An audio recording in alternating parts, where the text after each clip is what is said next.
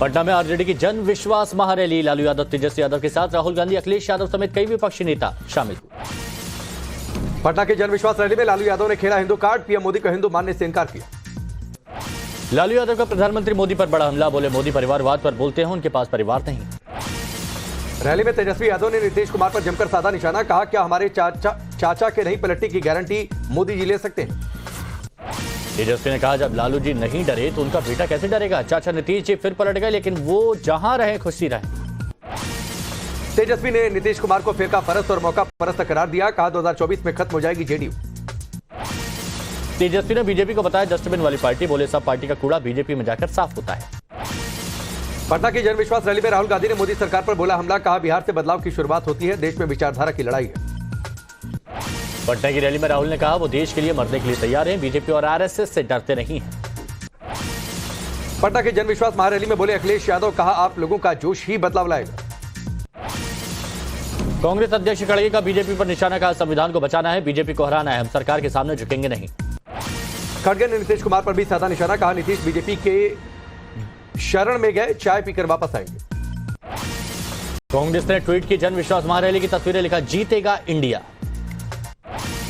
बिहार के पूर्व सीएम जीतन राम मांझी ने आरजेडी पर बोला हमला, कहा महागठबंधन को बिहार में एक भी सीट नहीं मिलने वाली। जेडीयू प्रवक्ता नीरज कुमार ने बताया आरजेडी का फुल फॉर्म आर से राइट फॉर गुंडागर्दी, जे से जॉब फॉर लैंड और डी से डेवलपमेंट ऑफ फैमिली। लोकसभा चुनाव से पहले केंद्रीय मंत्रिपरिषद की आखिरी बैठक जारी, पीएम मोदी कर रहे हैं अध्यक्षता, 2047 तक देश को विकसित राष्ट्र बनाने के रोडमैप पर मंथन। पीएम मोदी 4 और 5 मार्च को तेलंगाना के दौरे पर रहेंगे। आदिलाबाद में पीएम 56,000 करोड़ की परियोजनाओं का लोकार्पण और आधारशिला रखेंगे। पीएम मोदी का इस हफ्ते दूसरी बार बंगाल दौरा, 5 मार्च को पहुंचेंगे कोलकाता, 6 मार्च को कई प्रोजेक्ट्स का उद्घाटन, शिलान्यास, बारासात में करेंगे रैली। 6 मार्च को फिर पीएम मोदी का बिहार दौरा, बेतिया में कई योजनाओं का शिलान्यास उद्घाटन करेंगे, सीएम नीतीश भी मौजूद रहेंगे। 7 मार्च को जम्मू कश्मीर को करोड़ों की परियोजनाओं की सौगात देंगे पीएम मोदी, श्रीनगर के बख्शी स्टेडियम में होगा कार्यक्रम। चुनाव के ऐलान से पहले पोखरण जा सकते हैं पीएम मोदी, सूत्रों से खबर, 12 मार्च को सैन्य अभ्यास भारत शक्ति में शामिल हो सकते हैं। योगी आदित्यनाथ ने गोरखपुर में वेटनरी साइंस कॉलेज का शिलान्यास किया, कहा डबल इंजन सरकार की वजह से क्षेत्र में विकास ने रफ्तार पकड़ी। सीएम योगी ने पूछा कि अयोध्या में सपा और कांग्रेस के लोग मंदिर बना पाते, कई लोग तो गोली चलवा देते। सीएम योगी ने सांसदों और विधायकों से किया आह्वान, बोले नोटिफिकेशन से पहले सबको अयोध्या में दर्शन करवाइए। गोरखपुर के बाद आजमगढ़ पहुंचे यूपी के सीएम योगी आदित्यनाथ, नवनिर्मित एयरपोर्ट और पीएम मोदी के कार्यक्रम स्थल का निरीक्षण किया। मध्य प्रदेश के सीएम मोहन यादव ने अखिलेश यादव पर साधा निशाना, कहा सरकार में रहकर कुछ नहीं कर पाए अखिलेश यादव। लखनऊ में मोहन यादव ने कहा यूपी से मेरा नाता है, बोले जातिवाद की बात न करके योग्यता की बात होनी चाहिए। लखनऊ में मुख्यमंत्री मोहन यादव ने कहा यूपी की धरती जो नारा लगाती है उसे सार्थक भी करती है। मोहन यादव ने यूपी के डिप्टी सीएम ब्रजेश पाठक और राज्यपाल आनंदीबेन पटेल से मुलाकात की। लखनऊ दौरे पर है मध्य प्रदेश के सीएम।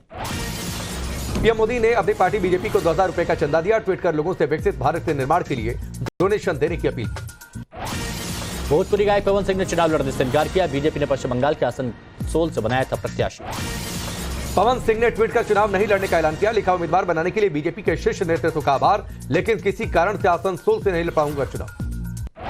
पवन सिंह के चुनाव नहीं लड़ने के ऐलान पर टीएमसी महासचिव अभिषेक बनर्जी का ट्वीट, लिखा यह है पश्चिम बंगाल के लोगों की शक्ति की जीत। आसनसोल से बीजेपी उम्मीदवार पवन सिंह के नाम वापस लेने पर बोले शत्रुघ्न सिन्हा, कहा यह उनका निजी मामला। पवन सिंह के आसनसोल से हटने पर टीएमसी प्रवक्ता डेरेक ओब्रायन का तंज ट्वीट कर लिखा खेला शुरू होने से पहले ही खेला होबे हो गया। पवन सिंह के वीडियो को महिला और बंगाल विरोधी बताते हुए टीएमसी ने खोला था मोर्चा, बाबुल सुप्रियो समेत कई नेताओं ने बीजेपी पर उठाए थे सवाल। उत्तर पूर्वी दिल्ली से फिर से टिकट मिलने पर मनोज तिवारी ने बीजेपी के शीर्ष नेतृत्व का आभार जताया, कहा तीसरी बार आएगी मोदी सरकार। टिकट मिलने पर बांसुरी स्वराज ने किया मां सुषमा स्वराज को याद, कहा मां की पसीनों पर चलकर जनता के लिए निष्ठा से काम करूंगी। आम आदमी पार्टी ने बांसुरी को टिकट देने को परिवारवाद करार दिया, सौरभ भारद्वाज ने कहा बीजेपी को अपना परिवारवाद नहीं दिखता।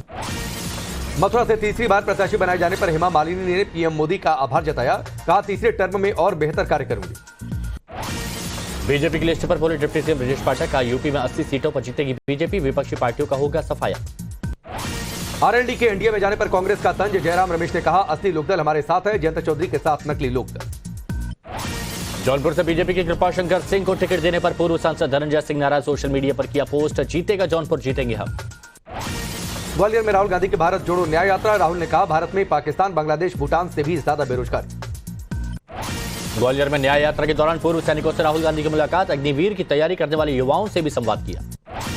हिमाचल के नेता प्रतिपक्ष जयराम ठाकुर का बड़ा बयान, प्रदेश में कुछ भी हो सकता है, कार्यकर्ता रहे तैयार। मुंबई में नीतीश राणे और बीजेपी भाजपा नेताओं ने निकाली जन आक्रोश रैली, विपक्ष पर पलटवार।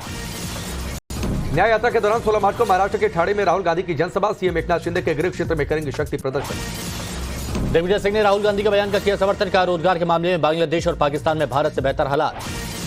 कांग्रेस को टीएमसी के साथ सीट शेयरिंग की उम्मीद, जयराम रमेश ने कहा कभी सीटों पर बातचीत होती है तो कभी स्थगित हो जाती है, लेकिन गठबंधन होगा।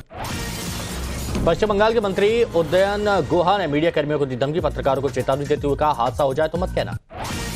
अमित मालवीय ने बंगाल में मीडिया को धमकी पर जताई चिंता, लिखा संदेश खाली को लेकर दी जा रही एक्सीडेंट की धमकी। संदेश खाली के धमाखाली पहुंचे फैक्ट फाइंडिंग टीम, पुलिस ने रोकने की कोशिश की तो दोनों तरफ से हुई कहासुनी।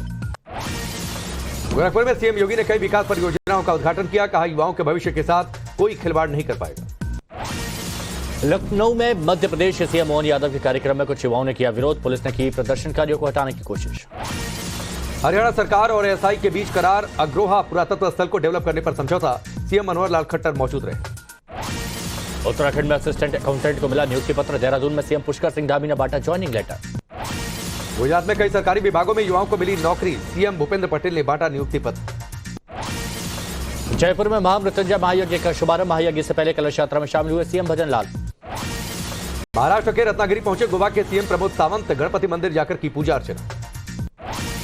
केजरीवाल की पत्नी ने हिमाचल प्रदेश के नैना देवी मंदिर में दर्शन किए, प्राचीन हवन कुंड में हवन किया और आहुतियां डाली।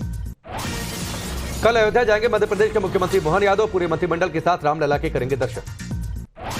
यूसीसी को लेकर उत्तराखंड सरकार पर फिर बढ़ते ओवैसी, कहा मुसलमानों की मजहबी शिनाख्त को खत्म करना है मकसद। प्रदर्शनकारी किसानों ने दिल्ली कूच करने का नया प्लान बनाया, 6 मार्च को बिना ट्रैक्टर ट्रॉली के दिल्ली कूच करेंगे।